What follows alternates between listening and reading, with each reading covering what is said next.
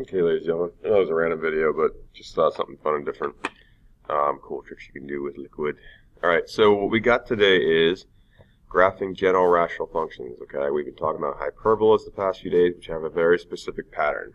You might want to note this down. A hyperbola is in the form of y equals ax plus b over cx plus d plus e. Alright, I want you to compare the graphs I'm going to do today. I'm only doing 3 of them, and you guys are doing the other 3. But I want you to compare what you got here to these and why they're different, because that's important. It's very small and minute, but it is different. Alright, so let's check out our first one and see if you guys can notice the difference right away. Y equals negative 12 divided by the quantity x to the fourth plus 4. Alright, you'll notice right away that I don't have an x on top, which is fine. We did that before. But I don't have an x on the bottom, I have an x to the fourth. That's going to change things up drastically.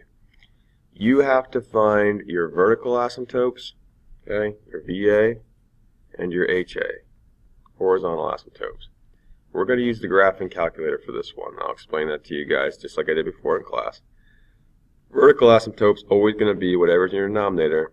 You set it equal to 0, you solve. So x to the fourth negative 4, okay, and we're going to take the fourth root of that, okay, and see if we can come up with that.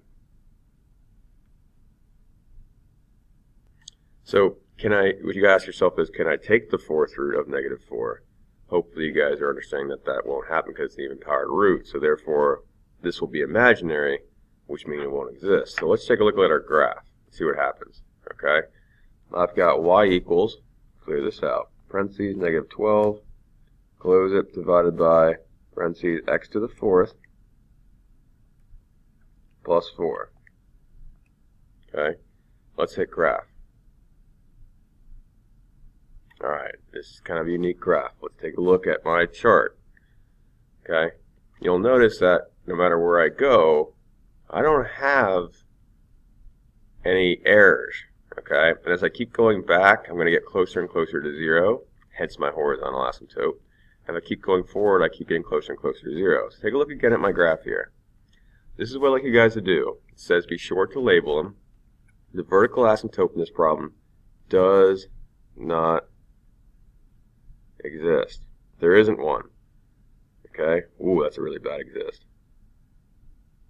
Alright. The horizontal asymptote, because again, as I taught you guys in class, second table set, take a really big number, because we're doing really big things. And I got really big, alright, I'll stop.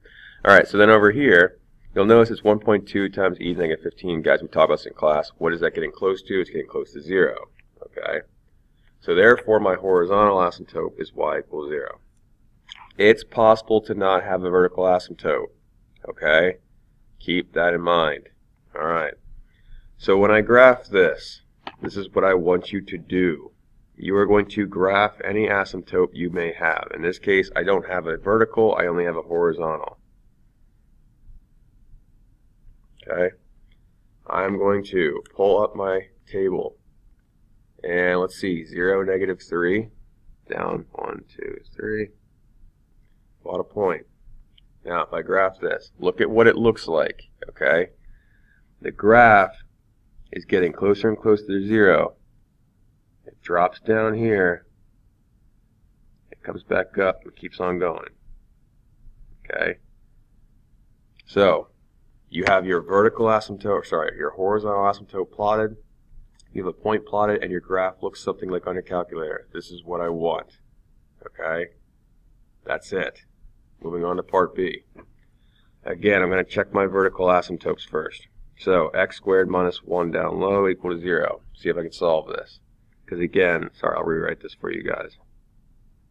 It's kind of a terrible copy. If I add 1 over, I get x squared equals 1. If I square it left and right, ooh, now I got 1. I add plus or minus 1. So therefore, my vertical asymptotes are x equals 1 and x equals negative 1. Ooh, I have 2 now. Alright. I'm going to wait a second for my horizontal asymptote. Go back to y equals, I'm clearing this out. Parentheses, x squared minus 4 divided by x squared minus 1.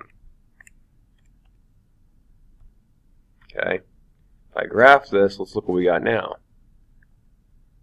I got three things going on here. Very cool. So if I pull up my table, let's pick I got two errors, 1, -1, makes sense. If I pull up my table, let's go to a really big number. This is getting close to 1. Okay, we'll see if we can check out a pattern for that later on. So here we go. I'm going to make my XY axis. If you guys want graph paper for this, or you know that grid paper, let me know. Back 1, forward 1, do my dashed line. Okay. My horizontal asymptote we said is at 1. Alright, I'll label that down here. HA y equals 1. How am I getting that again? From the graphing calculator. Okay. So I go up 1. Okay, cool. Now, I want you guys to get for me a point in each of these areas, meaning anything, I need a point left of -1, a point between -1 and 1, and a point further than 1. Okay, so basically open up your chart. I want you guys to pick a point behind -1, okay, between it, and in front of. So you have 1 in each area. You got me? So -2, 0 is right here. I'll come back to that in a second. And I'm going to label that -2, 0. Then in the middle I got 0, 4, 2, 3, 4. Okay, 0, 4. And then outside I got 2, 0. Okay, look at my graph. So I have, it's coming down this way. I've got a parabola up here. And I've got another curve over here. And that's it. All I want. All I want. But I want a point for each of those areas. Okay? And interestingly enough, for this one, just to show you guys real quick, your domain would just be -infinity to your first vertical asymptote, -1, union -1 to 1, union 1 to infinity. Okay?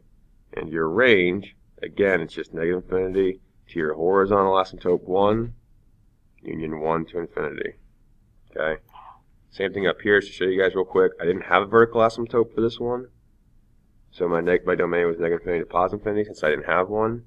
And my range was from 0 to, -infinity to 0. I was thinking ahead, sorry, my bad. And then 0 to infinity. It's always the same thing. Refer to your notes from yesterday. Alright. Last one, vertical asymptote. X minus 5 equals 0. Always the bottom thing. Always the bottom thing. X equals 5. There's my vertical asymptote. Cool. Horizontal asymptote. Let's check this out. So y equals, okay, up top, x squared minus 5x plus 4 divided by x minus 5. Pull up my graph. Kind of a cool looking graph. If I go table set, okay, and pick a really big number. Now check this out. Can you guys see how it keeps getting bigger? That means I don't have a horizontal asymptote, which is fine. Okay? So I does not exist. Alright? So x equals 5. Take my dashed line. Alright, I want a point to the left of that. So I'm going to go with 3, 1 because it looks nice. And a point to the right of that, let's go 6, 10. Okay. 6.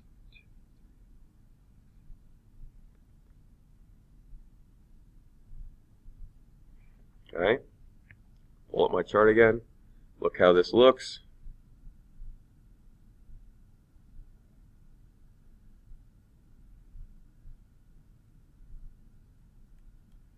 There we go. Okay. So, now as far as my domain and range go, Okay, my domain goes -infinity to 5, union 5 to infinity. Okay. Now, as far as the range goes in this one, we're going to talk about this in a little greater detail. Like this one's kind of leading into our next little section here. We're going to talk about, there are some things called slant asymptotes. We'll talk about that in a little bit. For right now, though, I'm happy with where we're at. Okay? So, can you guys see what we got here? All right? Real simple. I would like you guys to try these back 3 out. Give them a go. Okay? Sure to label vertical, horizontal asymptotes, make a point in each graph. So I want to see your VA, your HA labeled. I want to see your graph over here. You can either label the points on the graph, or if you want, like over the side, you could say like point 0, 3. I don't care. Or over here, you could write like points, you know, -2, 0. Whatever makes you feel more comfortable, but I want them labeled. All right. And we'll talk about this in greater detail in our next set of notes. Okay. So give this a go. Use your graphing calculators. Okay, feel comfortable with that. And as always, keep up the good work and good luck. We're all counting on you.